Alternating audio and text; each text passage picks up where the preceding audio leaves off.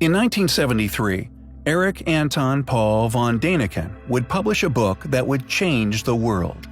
Because of this publication, Erich is thought of as the pioneering advocate of the ancient astronaut theory. He was solely responsible for bringing the ancient alien hypothesis to public attention. His book, Gold of the Gods, included extensive research regarding a lost and very ancient city buried beneath most of Ecuador. In the book, he would detail talks with a man known as Janos Juan Moritz, a figure who had managed to extensively explore the abandoned ancient underground tunnel systems. The entrance to this forgotten world is entered through the Cueva de los Teos, the Teos Cave. While exploring, Janos claimed to have stumbled across a secret passage which led to rooms filled with mounds of golden jewels and coins, and a golden sarcophagus placed within an intact ancient metallic library, containing books made from a strange metal.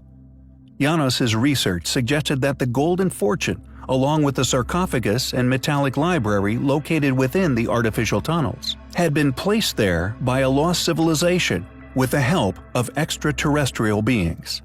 Did Janos Juan Moritz actually stumble upon an ancient alien tomb? A tomb which had managed to survive many thousands of years without being disturbed? Not only were the claims within von Däniken's book taken seriously, they resulted in the most expensive cave exploration ever undertaken. Stan Hall from Britain commenced upon this expedition in 1976 with the goal of finding the golden artifacts and hopefully an alien corpse. The expedition included over 100 people, including experts in a variety of fields, British and Ecuadorian military personnel, a film crew, and even former astronaut and first man on the moon, Neil Armstrong.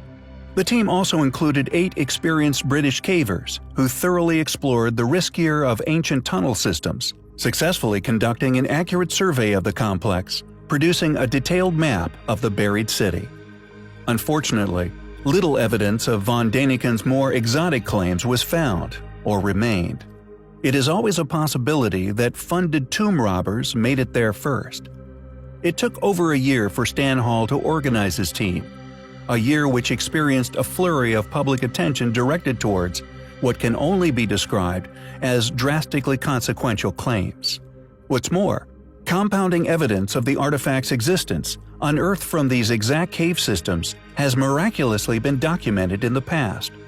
Not only had some of these mythical items been recovered, the artifacts had been bought and collected by a man known as Father Crespi. Father Crespi is considered a saint by some. He was born in Milan, Italy in 1891 and died in 1982. He was a Salesian monk who dedicated his life to worship and charity. He actually lived in the small town of Cuenca in Ecuador for more than 50 years. He did not have much wealth, but what he did have, he used to help the less fortunate. He was an avid collector of what could now be classified as impossible artifacts. He would encourage those who needed money to bring him whatever items they could find within the jungles, and he would pay them for their troubles. Although some are crude forgeries, he still paid them for their efforts. Some, however, brought to him from within these cave systems collaborate the stories of Erich von Däniken. Not only did these particular artifacts collaborate the story, but they were often made from solid gold, exhibited language and visually illustrated culture of an as yet unknown but clearly highly developed ancient civilization. The collection also included several metallic books, inscribed with an exquisite unknown language. Upon Father Crespi's death, his collection was looted by unknown peoples. All artifacts of interest were replaced with obvious forgeries or simply stolen. Upon returning from their unsuccessful expedition, the lead researcher met with Janos Moritz's indigenous source, who claimed that they had investigated the wrong cave. Had the source been paid for his silence? What is interesting is the fact that the team's efforts were not entirely fruitless. Characteristics of the cave systems they explored matched that of the descriptions given by von Däniken. What's more, they actually unearthed zoological, botanical, and archaeological features, items which are unexplainable for the geographical location, unless it was visited by a group of people capable of traveling the seas far before Columbus. What do you think of the Teos Cave's legendary golden burial chamber? Was it all a hoax? Or did somebody get there first? The Great Sphinx of Egypt is the largest stone monolith statue on Earth. It took nearly 20 years to fully excavate the Great Sphinx. Since this time, the Sphinx has undergone a lot of restoration, no longer taking on the appearance of being unfinished, or to the keener-eyed, severely eroded. Why alter such an important artifact? Why not preserve them in their found state? After all, we have no idea of what the builders initially intended them to look like. Just how old are these statues? Are they even older than the pyramids? I tend to suspect yes. Not only do they show evidence of millennia of rainfall, but also submersion under salt water. But the most intriguing fact about the Sphinxes is their hidden openings. Openings I suspect were the reason for the quote, restoration. One of the outcomes of these modern manipulations upon the most important ancient monument on Earth was the concealment of hidden passages that dot the Sphinx's design. Many initial reports of the Sphinx included details of 3 or 4 openings around the Sphinx leading to complex tunnel systems, containing tombs with alien artifacts. Something within these tunnel systems prompted the Egyptian government and even the CIA to step in and restrict access on the grounds of, quote, the nation's security. What is a Sphinx? Why choose this creature to devote such effort into creating? A strange story about the Great Pyramid of Giza appeared in the March 2000 issue of the Egyptian magazine Rose El Yousef. According to the article in 1988, French Egyptologist Louis Caporat discovered an alien mummy within a secret room found in a crystalline transparent case. It was believed to be a hybrid, which is a mix between an extraterrestrial race and human DNA. A papyrus found near the body tells of this being's encounter with the pharaoh Khufu. According to ancient codes, anonymous source at the Egyptian Antiquities Department, the mummy of what appears to be an alien had inscriptions upon the tomb that showed that this was being a counselor to the pharaoh and was named Osirune, meaning star or sent from heaven. The body was said to have been buried with great respect and care and was accompanied by a number of strange artifacts made of a synthetic material that is not found in any other Egyptian tomb. Also, the source claimed it's unclear what sex it was, but it had unusual reptilian-type skin, no external ears, and overly large almond-shaped eyes. The source claimed that the discovery has caused great controversy among Egyptian officials, who want to keep it hidden until a plausible explanation for the strange mummy can be made. Numerous select specialists have visited the site. Regardless of the wild claims, there are indeed tunnels beneath the Sphinx, and they have been covered up by authorities for some reason. According to author Peter Tompkin in his book Secrets of the Great Pyramid, some Arabian authors have reported that Al-Mamun found a sarcophagus with a stone statue in the shape of a man. They say that within the statue lie a body wearing a breastplate of gold set with precious stones, an invaluable sword on his chest, and a carbuncle ruby on his head the size of an egg, which shone like the light of day. With many of the tunnels beneath the Sphinx being unexplored, but according to geophysical surveys, containing large unknown metal objects, it is only a matter of time before Egypt's secrets are out in the open. Thanks for watching, guys. Take care.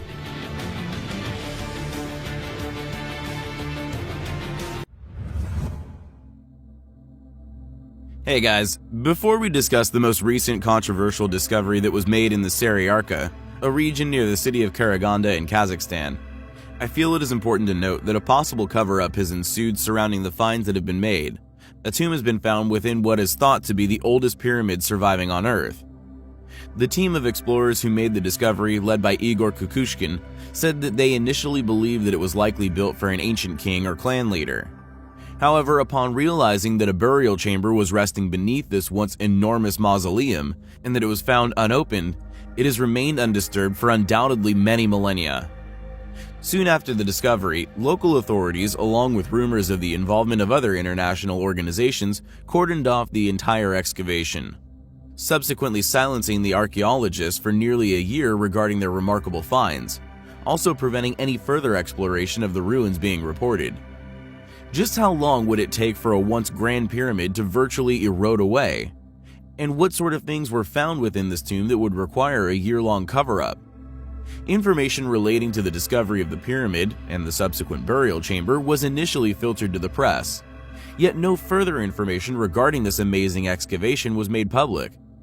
After over a year of silence, the team have now claimed that the chamber had somehow been robbed some years earlier, conveniently leaving the oldest known pyramidal tomb on Earth empty for all the world to see.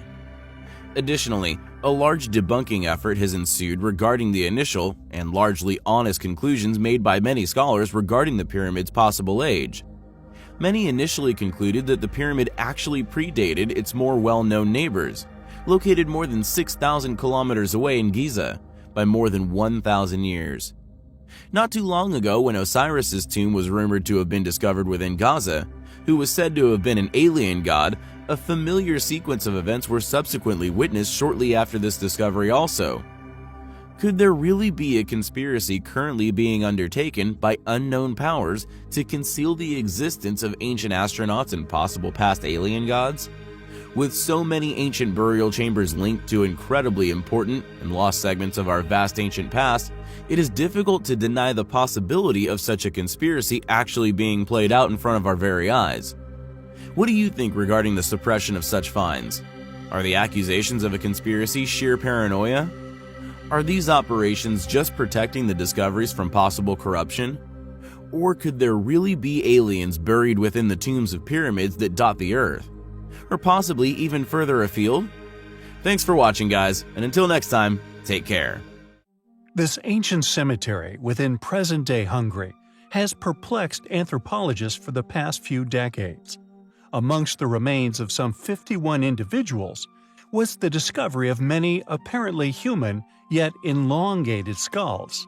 Although many elongated skulls unearthed around the world are mysteriously absent human skull knapping, indicative of skull binding, an ancient practice once initiated at a young age. These skulls, however, do appear to have these natural human napping patterns. Yet the mystery of their origins, even after DNA sequencing, has merely deepened.